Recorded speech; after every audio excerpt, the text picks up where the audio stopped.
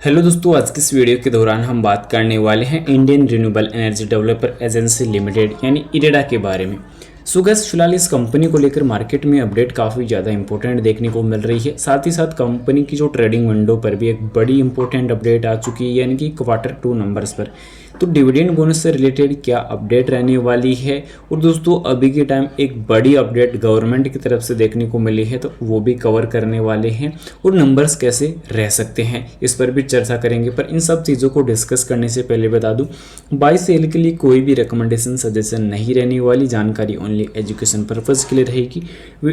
अब यहाँ पे प्राइस को लेकर अगर बात कर ली जाए तो 146.69 पर आज की क्लोजिंग देखने को मिली। इंट्राडे का करेक्शन आज काफ़ी बड़ा है, क्योंकि आज यहाँ पे अगर देखा जाए तो सीधे सीधे जो है इंट्राडे में जो हाईएस्ट गिरावट रही है 146 रुपये तक। और इसके अलावा पिछले 5 सेशन में अगर देखा जाए तो 9.5% का जो करेक्शन हमें देखने को मिल चुका है इस कंपनी के अंदर। और PSU होने के बावजूद अभी के टाइम इस पर काफ़ी बड़ा करेक्शन है। लास्ट 1 मंथ में नॉर्मल रहेगा। 6 मंथ की अगर बात की जाए तो 10% की गिरावट। ओवरऑल यहाँ पे जो कैलकुलेशन अगर देखा जाए तो करेक्शन का काफ़ी ज़्यादा बड़ा देखने को नजर आया है। अब यहाँ पे कुछ खबरें भी देखने को मिल रही है। तो इरेडा का जो FY 26 में रेवेन्यू 8,200 करोड़ तक पहुँचने का लक्ष्य कंपनी ने बताया पूरा प्लान। तो अब दोस्तों कंपनी का क्या प्लान है तो वो यहाँ पे चेकआउट कर सकते हैं। समझौता ज्ञापन के तहत भारत सरकार ने वित्त वर्ष 25-26 के लिए 8200 करोड़ यानी कि 8,200 करोड़ रुपए की परिचालन आय का लक्ष्य तय किया है। इरेडा ने वित्त वर्ष 2024-25 में 6,743.32 करोड़ रुपए की परिचालन आय दर्ज की थी, जो उसके तय लक्ष्य से लगभग 5,957 करोड़ रुपए अधिक होने वाला है। तो ये एक बड़ा टारगेट अभी के टाइम जो है कहीं ना कहीं एम जो है लक्ष्य जो है रखा जा रहा है। वहीं पब्लिक सेक्टर की Indian company Indian renewable energy developer agency यानी कि इरेडा ने चालू वित्त वर्ष में 25-26 में अपने रेवेन्यू को 8,200 करोड़ तक रखा है। अब इसमें क्या क्या तरीके से यहाँ पे होने वाला है, किस तरीके का जो है कंपनी आगे मास्टर प्लान बना रही है, तो वो यहाँ पे चेकआउट कर सकते हैं कि सोमवार को ministry of new and renewable energy MNRE के साथ एक परफॉर्मेंस बेस्ड MOU पर साइन किया गया है। इसमें वित्त वर्ष 25-26 के लिए लक्ष्यों की रूपरेखाओं को तय किया गया है। तो इसमें इरेडा के वरिष्ठ अधिकारी और MNRE के वरिष्ठ अधिकारियों की उपस्थिति में MNRE सचिव संतोष कुमार सारंगी और इरेडा की चेयरमैन एवं प्रबंधक निदेशक प्रदीप कुमार दास ने समझौते पर ज्ञापन हस्ताक्षर किया है। जो ये एक बड़ा हस्ताक्षर रह सकता है आने वाले टाइम के लिए, क्योंकि ये ट्रैक रिकॉर्ड काफ़ी इंपॉर्टेंट रह सकता है। क्योंकि अभी के टाइम कंपनी का ये मानना है कि आने वाले टाइम के लिए कंपनी अन्य लक्ष्यों के साथ अलावा प्रमुख मापदंड जैसे निवल मूल्य पर प्रतिफल, नियोजित पूंजी पर प्रतिफल, कुल ऋणों के लिए गैर निष्पादित परिसंपत्तियों का NPA और परिसंपत्ति कारोबार पर भी अनुपात शामिल रहने वाला। तो यानी कि ट्रैक रिकॉर्ड मजबूत बनाने की कोशिश कंपनी कर रही है। पर आज नवीकरणीय ऊर्जा यानी कि इरेडा में आज 2.11% की गिरावट देखने को नजर आई है। पर यहाँ पे और भी ज़्यादा गिरावट का सामना करना पड़ चुका है। तो इंपॉर्टेंट डेटा यहाँ पे देखने को मिल रहा है, क्योंकि लगातार कहीं ना कहीं जो खासकर PSU के अंदर अभी काफ़ी ज़्यादा जो है गिरावट का सामना करना पड़ रहा है।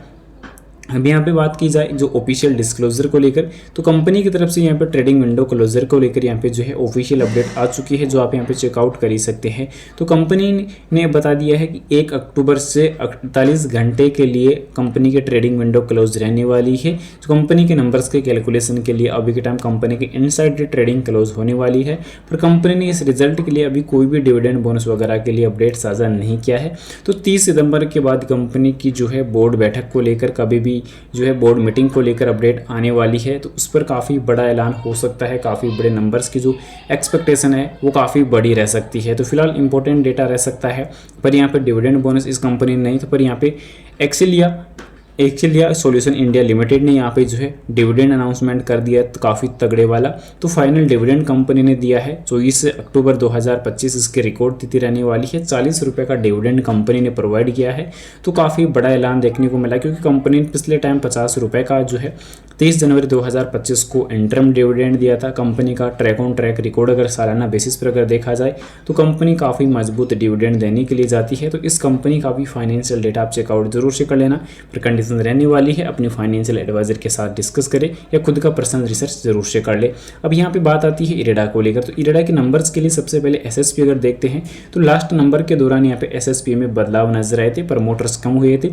साथ ही साथ एफआई वालों का काफ़ी इंटरेस्ट देखने को मिला, डीआई वालों का इंटरेस्ट देखने को मिला, पब्लिक का इंटरेस्ट देखने को मिला। तो ओवरऑल यहाँ पे जो प्रमोटर्स में काफ़ी बड़ी गिरावट रही थी। इसके अलावा कंपनी की आरओई अगर देखा जाए तो 18% की रही है लास्ट ईयर करंट ईयर में। और यहाँ पे नेट कैश फ्लो को लेकर अगर बात की जाए तो 44 करोड़ का नेगेटिव नजर आया। पर बैलेंस शीट अगर देखें तो कंपनी के ऊपर अभी के टाइम कंपनी ने एक तरीके से जो है कर्ज कंपनी के ऊपर 64,744 करोड़ का कर्ज वगैरह यहाँ पे जो फंड वगैरह जुटा के कंपनी जो है लगातार इन्वेस्टमेंट इंक्रीज कर रही है। और करंट ईयर में अगर देखा जाए तो कंपनी ने इन्वेस्टमेंट 626 करोड़ तक अनदर तरीके से भी करने का काम किया है। अब इसके अलावा क्वार्टरली नंबर्स के लिए अगर बात की जाए तो कंपनी के क्वार्टरली ऑन बेसिस पर यहाँ पे कंपनी की सेल यहाँ पे काफ़ी अच्छी जंप करती हुई नजर आई है। सॉरी, रेवेन्यू का जंप करता हुआ देखने को मिला है। इंटरेस्ट में काफ़ी ज़्यादा जंप देखने को मिल रहा है। पर यहाँ पे नेट प्रॉफिट को लेकर अगर बात की जाए तो नेट प्रॉफिट 247 करोड़ का देखने को मिला लास्ट नंबर के दौरान। तो यह थोड़ा सा यहाँ पे कमजोर डेटा देखने को मिला। बाकी कंपैरिजन को लेकर अगर बात कर ली जाए तो कंपनी का स्थान नंबर 5 पे भी बना हुआ है। तो कंपनी अगर हुडाको को आगे चलकर यहाँ पे बीट कर सकती है, पीछे छोड़ सकती है, क्योंकि अभी कंपनी के लिए जो बीट करने के लिए 3000 करोड़ का जो है अभी मार्केट कैप की और जरूरत है। अगर 3000 करोड़ का अगर मार्केट कैप अगर इंक्रीज होता है तो कंपनी आने वाले टाइम में हुडाको को पीछे छोड़ सकती है। उसके बाद REC limited, power finance corporation और आईआरएफसी। तो इस प्रकार कंपनियों का जो कंपैरिजन है वो काफ़ी मजबूत है। पर कंपनी के लिए अगर देखा जाए तो वीक पॉइंट ये देखने को मिल रहा है कि कंपनी ने बारी बारी प्रॉफिट बुक किया पर निवेशकों को डिविडेंड नहीं दिया। प्रमोटर्स की जो होल्डिंग थी लास्ट रिजल्ट के दौरान 3.24% तक डाउन गई है। तो ये इंपॉर्टेंट चीज़ें देखने को मिली है। बाकी अगर कंपनी के कंपैरिजन बेसिस पर अगर कुछ भी जो डेटा है वो भी ज़्यादा देखने को मिला नहीं है। आज के सेशन के लिए अगर चर्चा अगर कर ली जाए तो आज के सेशन की भी वॉल्यूम वगैरह काफ़ी अहम रहने वाली है। जो 51 लाख की रहेगी ट्रेड वैल्यू 75.75 करोड़ की रहेगी। तो डिलीवरी की अगर बात की जाए तो 38.5% की। भारतीय बाजार फिर एक बड़े करेस के कगार पर देखने को मिल चुके हैं। यानी कि कह सकते हैं कि क्वार्टर 2 और क्वार्टर 3 के नंबर्स इंपॉर्टेंट रहेंगे, क्योंकि कंपनी आगे चलकर जो पहली चीज़ तो ये है कि पीएसयू के अंडर आती है।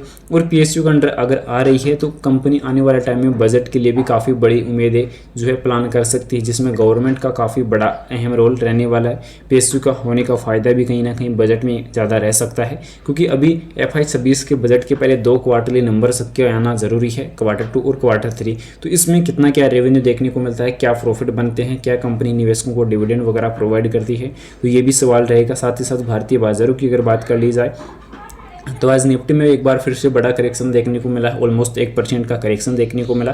24,654 पे यहाँ पे क्लोजिंग देखने को मिली। भाई BSE सेंसेक्स की अगर बात कर ली जाए तो 80,426 पे आज की क्लोजिंग देखने को मिली। ऑलमोस्ट यहाँ पर भी 1% का जो करेक्शन है वो यहाँ पे देखने को मिला है। पर आगे चलकर क्या रहता है इरेडा के अंदर वो let's see. Monday session important रहेगा। फिलहाल बाय सेल के लिए भी कोई रिकमेंडेशन सजेशन नहीं रहेगी, जानकारी ओनली एजुकेशन पर्पज के लिए रहेगी। वीडियो पसंद आए तो लाइक और चैनल को सब्सक्राइब जरूर से करें। Thanks for watching this my video. Vande Mataram.